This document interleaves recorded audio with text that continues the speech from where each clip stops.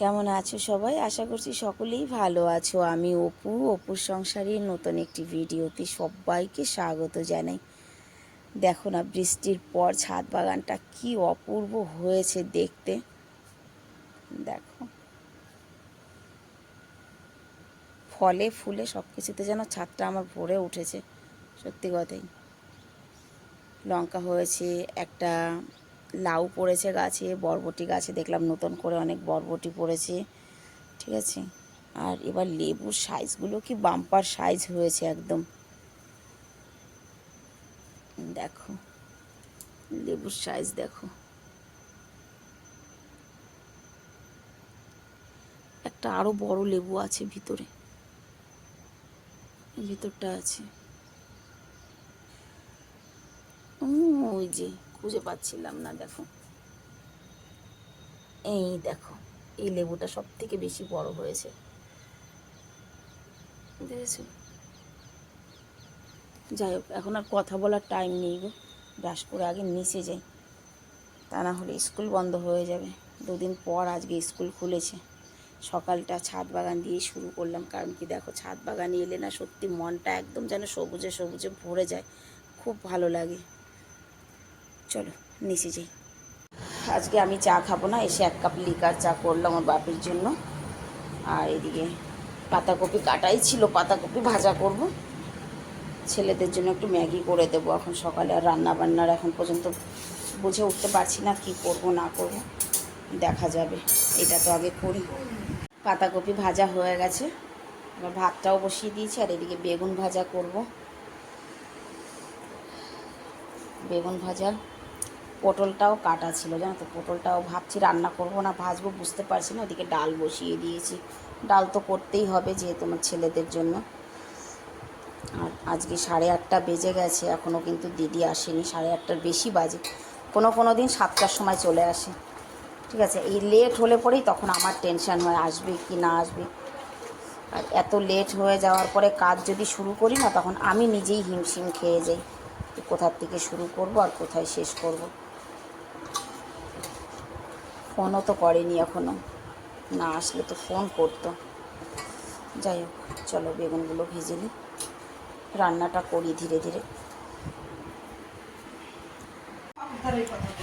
10টা বেজে গেছে।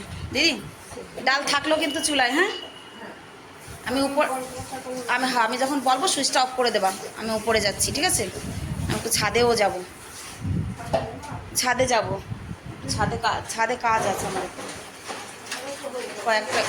তুমি আওয়াজ দিও না আমার কাজ হয়ে গেলে, ঠিক আছে? আমি যাই উপরে,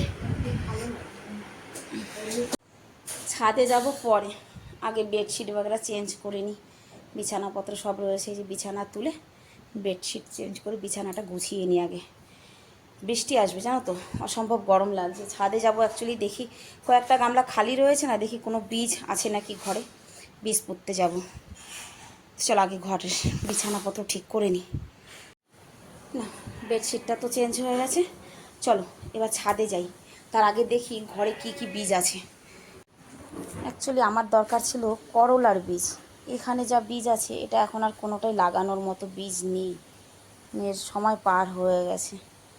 যাই হোক, উপরেও আছে, গিয়ে দেখি। দাঁড়াও, ছাদে এলাম বীজ লাগাতে, তার আগে করলাম যে কাজ সেটা হচ্ছে এই যে একটা কাঁথা ধুয়েছি, মেশিনে জামা কাপড় দিয়েছি। দিদি যা ধোয়ার ধুয়েছে সকালে, অনেক জামা কাপড় ধুয়েছে দিদিও। এর মধ্যে থেকে যা শুকিয়েছে তুলে নেব, মেঘের ভাবও ভালো না। আর এই যে বীজ নিয়ে আসছি, দেখি কি কি বীজ আছে এর মধ্যে। দাঁড়াও বের করে, এই দেখো কত কিছুর বীজ আছে। ধনিয়া আছে, এটা কুমড়ি শাক ডাটা, এটার মধ্যে পালং শাকের বীজ। আমার অ্যাকচুয়ালি দরকার ছিল উস্তার বীজের। ধনিয়া আছে, এর মধ্যে কি কি আছে কে জানে, গ্রাম থেকে পাঠিয়েছিল দাদা। শাক, এটাও শাক, এটাও শাক, সবই শাকের বীজ। কি দেবো তাই ভাবছি। এক কাজ করি, একটা ধনিয়া দিই আর একটা পালং শাক দিই, ঠিক আছে? খোলা ধনিয়া আছে এর মধ্যে, এই যে এটার থেকে দিই। আগে মাটিটা তৈরি করে নিই, দাঁড়াও। গরম লাগছে প্রচণ্ড গো, ওরে বাপরে। দেখো গামলা চেঞ্জ করলাম, এটাকে ওই পাশে সরিয়ে দিয়েছে, এটা এই পাশে নিয়ে এসে, কারণ ঢাকা পড়লে না গাছপালা জ্বালায় না ভালো। আর এই যে 3টে গামলার মাটি লুজ করে দিয়েছি। তো চলো এটার মধ্যে দেবো এই যে পালং শাকের বীজ। আমার উস্তা গাছ খুঁজতে হবে, কোথায় পাবো জানি না। পালং শাকের বীজ দিয়ে দিই, এটার মধ্যে কটা দিয়ে দিই, যা বেশি হয়ে গেছে।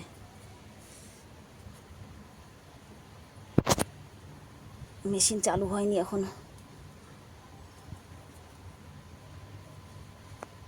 তবে পালং শাকের এখনও টাইম হয়নি জানো তো। এই সময় উস্তে গাছ হলেই ভালো হতো, যাই হোক।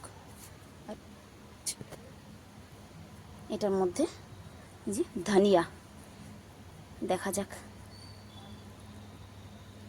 কেমন হয়, দেখা যাক।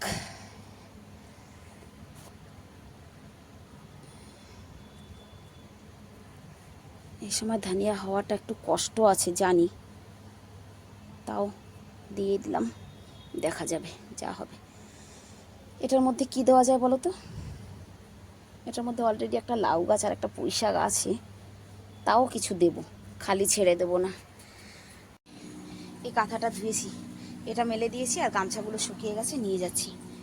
চলো মেশিন চালু হয়ে গেছে, মেশিন অন করে দিয়ে আমি স্নানটা সেরে নেব। এখন বাজে 3:20। ছেলেদের স্কুল থেকে আসার পরে খাবার দাবার খাইয়ে এই যে ছাদে এসেছি। স্কুল ড্রেস এত নোংরা করে নিয়ে আসে না ছোটো ছেলেটা, যে না ধুয়ে আর পরের দিন পাঠানো যায় না। আর জামা কাপড় খানিকটা আমি আগেই তুলে নিয়ে গেছি, আর একটু আছে, চলো স্কুল ড্রেসটা একটু ধুয়ে দিয়ে নিই, আজকে আবার ক্লাস আছে, ক্লাসে যেতে হবে। এই যে স্কুল ড্রেসটা ধুয়ে মেলে দিয়েছি, আর এই যে শুকনো জামা কাপড়গুলো তুলে নিয়ে যাই। আগে কিছু নিয়েছি, এই কয়টাই ছিল। মেঘ ভালোই হয়েছে, বলা যায় না, ঘরে থাকবো না, হয়তো আবার বৃষ্টিটা নেমে যাবে। এখন সিধা যাবো রুটি করতে, 3:30 বেজে গেছে। ছেলের ক্লাস থাকলে না সেদিন আর একটুও জিরানো হয় না। এখন বাজে 7টা। আমি কিন্তু 4টের সময় এসে রুটি করেছি, টিফিন প্যাক করেছি, তৈরিও হয়েছিলাম। সেই মুহূর্তে নেমেছিল বৃষ্টি। আজ ছোট ছেলের ক্লাসটা স্কিপ হয়ে গেল, যেতে পারলাম না। তারপরে ওকে পাঠিয়ে দিয়েছি টিউশনে, বড় ছেলেও চলে গেছে কোচিংয়ে। 7টার সময় ছেলেদের জন্য একটুখানি জিরা রাইস করলাম কুকারে, কারণ ডাল রয়েছে, ডাল দিয়ে ছেলেরা রুটি খেতে যাবে না বা রুটি খাবেও না।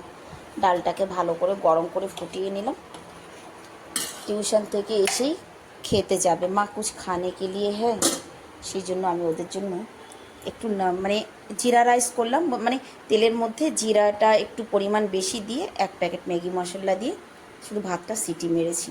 এই ভাতটা কিন্তু গরম গরম খেতে দারুণ লাগে, একটিবার খুলে দেখাই তোমাদের। এই দেখো জিরার পরিমাণটা একটু বেশি দিয়েছি। বাচ্চারা কিন্তু এই ভাতটা এমনিই খেয়ে নেবে, এর সঙ্গে আর কিছু দরকার নেই, এমনি।